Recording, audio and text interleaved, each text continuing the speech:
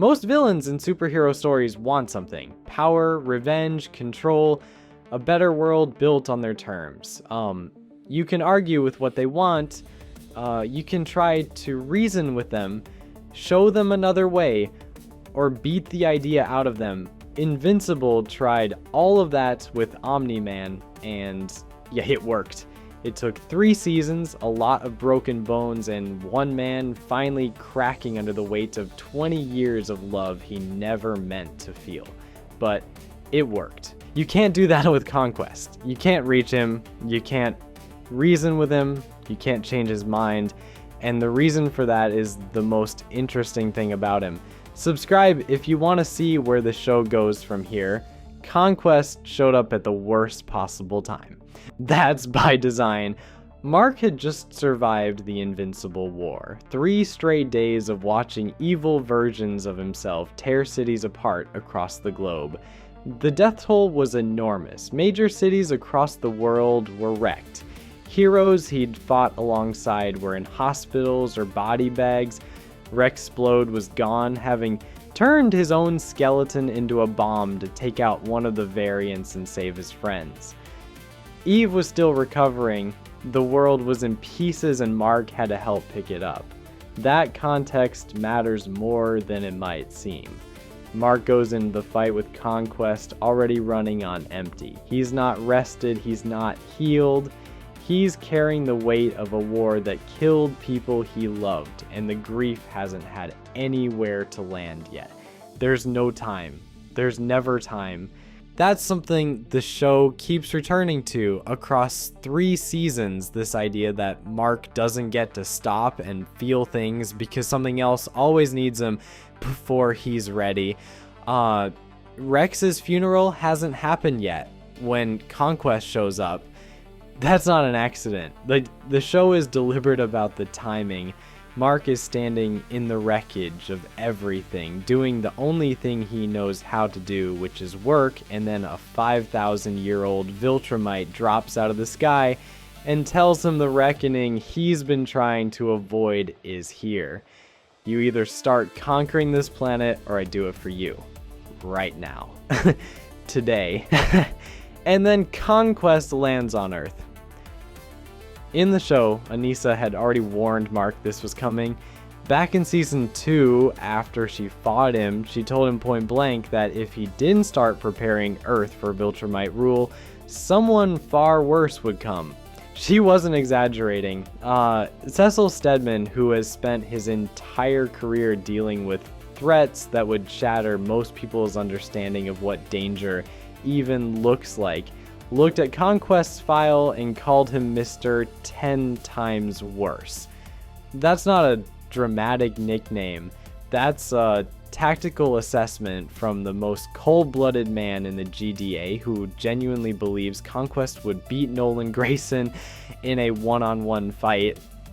Ryan Ottley, the artist who drew the original comics, was asked directly about that matchup in August 2025 and confirmed that in the show's version of events, Nolan would win. But the fact that it's even a conversation tells you everything about what kind of fighter Conquest is. He's been alive for over 5,000 years. He was there for the Great Purge, the event where the Viltrumites murdered most of their own population to cull the weak and produce the strongest possible survivors. He lived through the Scourge virus, the engineered disease that hit later and wiped out nearly the entire remaining Viltrumite population, reducing their numbers to around 50 individuals. Most of the survivors came out of it weakened. Their strength and resilience took damage that lasted for years. Like, Conquest came out of it and kept fighting. He lost his right arm and an eye in a battle with a pack of creatures called the Ragnar, while his body was still recovering from the virus. Not after, during. He replaced the arm with a gold cybernetic prosthetic and went back to work. The Ragnar encounter is barely a footnote in his history, the kind of thing most warriors would carry as the defining wound of their life, and for Conquest it's just another Tuesday somewhere in the middle of 5,000 years. He's been doing this so long that the war stories other Viltrumites tell about him have turned into something closer to myth. He is the thing that planet killers use to scare each other, and none of that is even the most frightening thing about him. The most frightening thing about Conquest is why he does what he does. Every other Viltrumite we've seen operates within some kind of framework. Nolan believed in the Empire's mission, or at least told himself he did, until Earth unwound him. Anissa talks about the Viltrumite way like it's something she genuinely thinks is good for the universe. Even Thrag, who is as brutal as anyone in this story, operates from a place of ideology. He believes in Viltrum's supremacy. He thinks he's building something. You can understand the logic, even if it's repulsive. Conquest doesn't have any of that. He shows up on Earth and he tells Mark straight to his face, he's not there to spread the Viltrumite cause. He's not there to convince anyone of anything. He's not there because the Empire inspires him. He says it clean and without any shame. He's there because he enjoys it. The warmth of his fists covered in blood. That's the thing he loves most. The mission is just an excuse the Empire uses to point him at a planet and let him do what he was always going to do anyway. That kind of villain scares people in a way that ideological villains don't, because there's no argument to win with him. You can show Conquest that his cause is wrong. His cause is the fighting itself. But here's where Invincible does something that the comics didn't, and it turns Conquest from a terrifying force of nature into something far more unsettling. Right in the middle of the fight, with Mark pinned to the ground and barely breathing, Conquest stops. He keeps that same low, unhurried voice that Jeffrey Dean Morgan holds for the entire episode, and he tells Mark he's lonely, not as a taunt. He means it. He says the other Viltrumites are scared of him. Nobody speaks to him. Nobody wants to be around him. They send him from planet to planet to do the worst things the Empire needs done.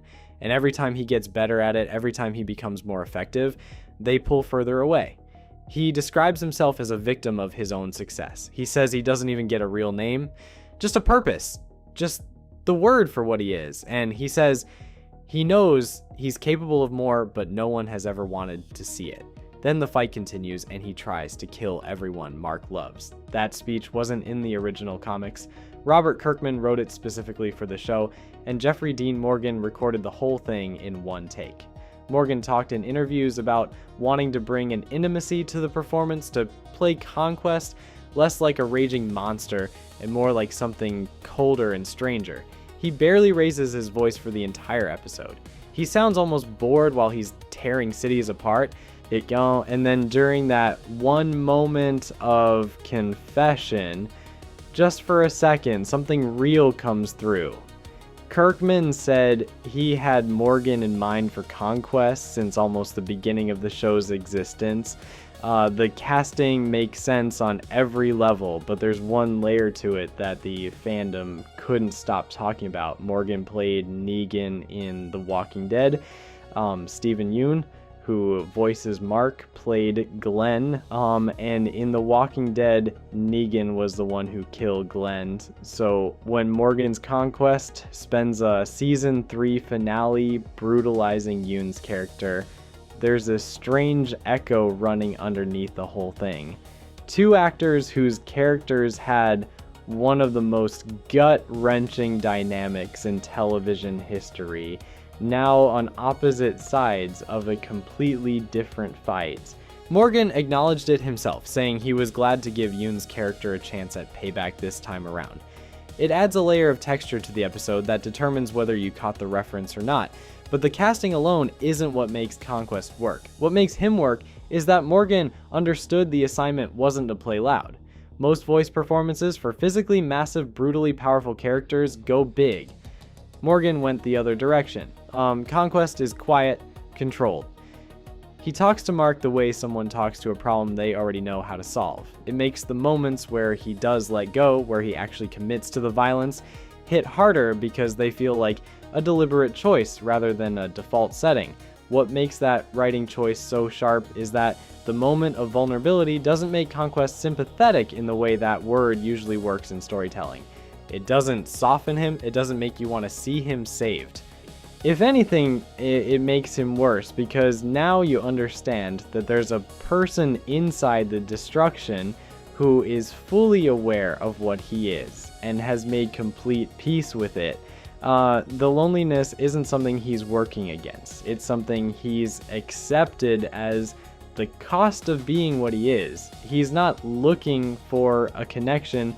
He buries it the second it surfaces. He says he could cry, but he never does, because no one in the universe would care, and he's learned to live with that. Compare that to Omni-Man. Nolan Grayson spent 20 years on Earth with a mission. He watched his son grow up. He built a life with a woman he wasn't supposed to love. He told himself through all of it that humanity was temporary, that none of the relationships he was forming actually mattered, that he was still the same Viltrumite warrior he'd always been. And when the moment came to prove it, he couldn't. 20 years of living like a human being had made him one in the ways that counted. He cracked. The love he'd accumulated without meaning to was stronger than the ideology he'd carried for centuries. That's what makes Nolan a character you can watch change. His story is about a man who went somewhere to do a job and became something else entirely without realizing it. Conquest went everywhere the Empire sent him and stayed exactly the same. 5,000 years of fighting and killing and living as the most feared thing in whatever room he walks into. And he's still just the weapon he's always been. The difference between them isn't power or experience. It's that Nolan had a door inside him that Earth pushed open. Conquest sealed every door a long time ago. Think about what that actually means. Nolan had one planet, one assignment. He spent 20 years there, and it changed him in ways he couldn't undo. Conquest has had thousands of planets. Every single one of them was a war, a population either broken or wiped out, another chapter in a story that was always the same story.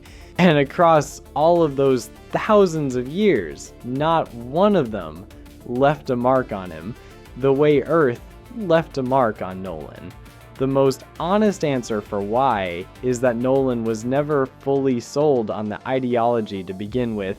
Even if he didn't know it, he built a life on Earth that went deeper than the mission required. He didn't have to actually love Debbie. He didn't have to raise Mark the way a real father raises a son.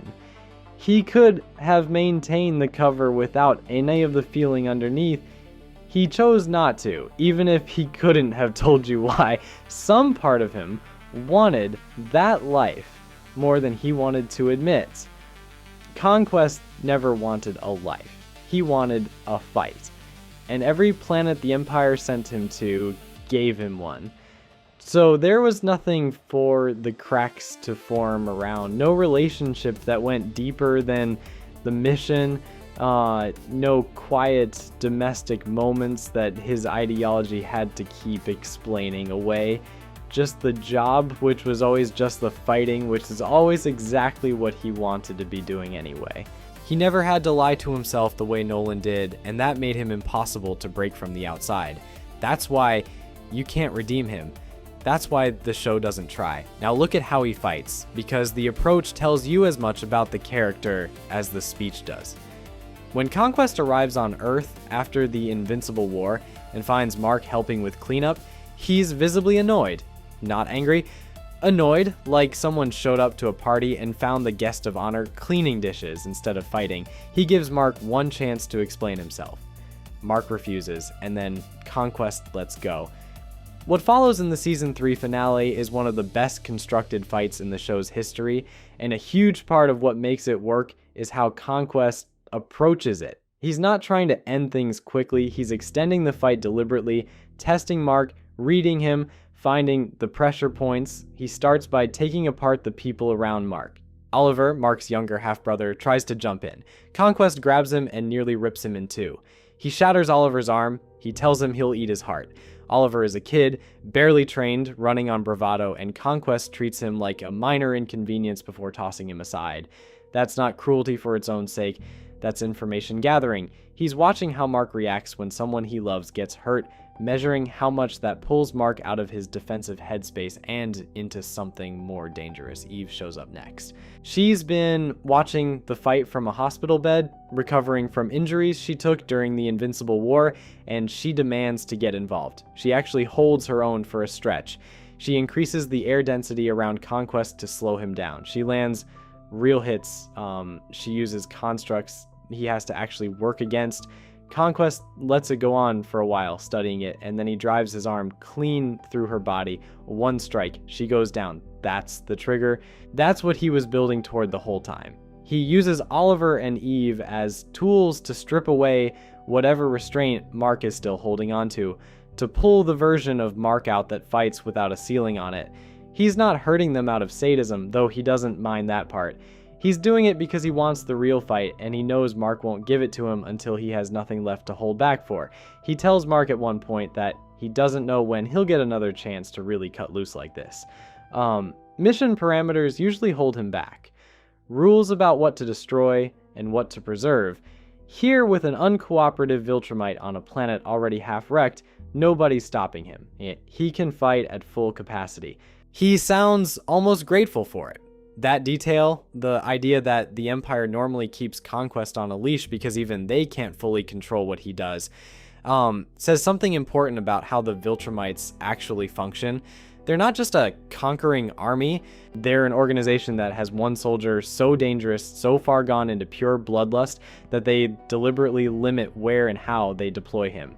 They created him, they made him what he is, through decades of sending him to the worst places to do the worst things. And now they're afraid of him.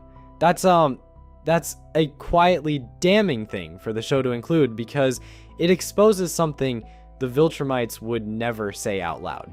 Their whole culture is built on the idea that strength is the only thing that matters. The strongest survive, the weak get cut. That's how they justify every atrocity they've ever committed, including the Great Purge, where they wiped out most of their own population to produce the strongest possible survivors. Conquest is, by that logic, the ideal Viltrumite. He's the one they made by following their own rules to the letter. He's what their culture actually produces when it works exactly as designed. And they can't stand to be around him, because deep down, even Viltrumites don't actually want to live next to the thing their ideology creates. They want the ideology as a justification. They don't want the end result staring at them across a dinner table. Conquest is the mirror they can't look at. He shows them what they are without any of the political language they use to make it sound like civilization. The show makes all of this explicit through the lonely speech. He didn't choose to become what he is. He became it because he was good at it, and the Empire kept rewarding that goodness until there was nothing else left to reward. The name Conquest isn't a name at all, it's a job description. And the job description ate everything else so slowly that by the time it was done, there was no one left inside to notice. In the comics, after his death during the Viltrumite War, Nolan gives him a burial. Oliver objects. Nolan says that Conquest was once a great warrior who won many battles for the Empire before losing his way. That line hits differently once you've sat with everything the show ends, because it implies there was a version of Conquest that existed before the job finished consuming him. Some earlier version, thousands of years ago, that had something more than a purpose. You never meet that version. Like, the show doesn't try to show you who he was before. It just lets Nolan's quiet acknowledgement hang there, suggesting that the man inside the weapon existed once and is gone in a way that no amount of fighting could fix. That's not a redemption arc. That's a cautionary tale about what it looks like when a system takes a person and turns them into a function. Nolan got to keep pieces of himself because Earth gave him something the Empire never had. Conquest never landed somewhere that gave him anything. He just kept fighting until the fighting was all there was, and then Mark beats him.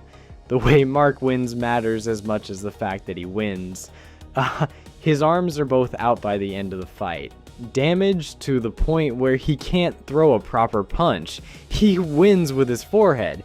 He headbutts Conquest's face apart over and over, long past the point where the fight should be over, driven by the same grief and fury that's been building in him since he watched Rex die. It's messy and desperate and brutal in a way that Conquest's own fighting never is. Conquest fights like a craftsman. But Mark fights like someone who just lost someone and has nowhere to put it, and it works. Because rage, it turns out, is something Conquest never fully accounted for, he can read tactics, he can absorb damage, he can use people's emotions against them with the precision of someone who has been doing it for thousands of years. But the specific kind of grief-soaked fury that Mark brings at the end of that fight, the kind that comes from 3 days of war and a funeral that hasn't happened yet, and a body that should be dead 6 times over, that's something outside his experience. He knows how to fight people who want to survive. He doesn't have a framework for someone who has temporarily stopped caring whether they do. He wanted the real version of Mark. He got it. He just didn't survive it. Cecil has him locked up 6 miles underground before Mark ever knows the body was moved. The GDA tells Mark they burned the corpse. They didn't. Conquest wakes up in concrete, realizes what happened, and eventually breaks out. He reports back to Thrag, who spares his life and gives him one more purpose: find and kill Nolan, Mark, and Oliver, the traitors. The mission gives him a reason to keep going, and keeping going is the only thing he's ever needed. In Season 4, he's back, and he and Mark fight again, this time in space during the Viltrumite War, where Mark finally kills him for good. He starves him of oxygen, clamping both hands around his throat out in the vacuum where there's nothing to breathe and no way to break free. Conquest suffocates. For a fighter who has survived the Scourge virus, the loss of 2 limbs, and 5,000 years of war, he goes out without a single dramatic word. It's a smaller ending for a character that big, and I think that's intentional. Conquest doesn't get a final speech. He doesn't say anything meaningful. He dies the way he lived, in a fight, but this time on the wrong side of it. No last act of depth, no revelation. The lonely speech already told you everything there was to know about him. The ending just closes the door. What the show built with Conquest across 2 seasons is a villain who functions as the dark endpoint of everything the Viltrumite Empire produces when it runs unopposed. Nolan is what a Viltrumite looks like when humanity gets in. Conquest is what a Viltrumite looks like when nothing does. He's 5,000 years of a culture that treats strength as the only measure of worth, played out to its logical conclusion, and the conclusion is a man who is very good at destroying things, who lives alone, who has no name that means anything, and who gets one moment of honesty in the middle of a fight that he still almost wins. That's how you write a perfect, irredeemable villain. You don't make him evil because he's twisted or broken or beyond saving. You make him the truest possible expression of a broken system, running exactly as designed, and you let the audience sit with the discomfort of understanding how he got there while knowing there's nothing to be done about it. Conquest isn't the villain of Invincible. He's the warning about what happens when a culture built on strength as the only value runs long enough to produce someone who took that value completely seriously and never stopped. If you like this video, subscribe for more Invincible breakdowns.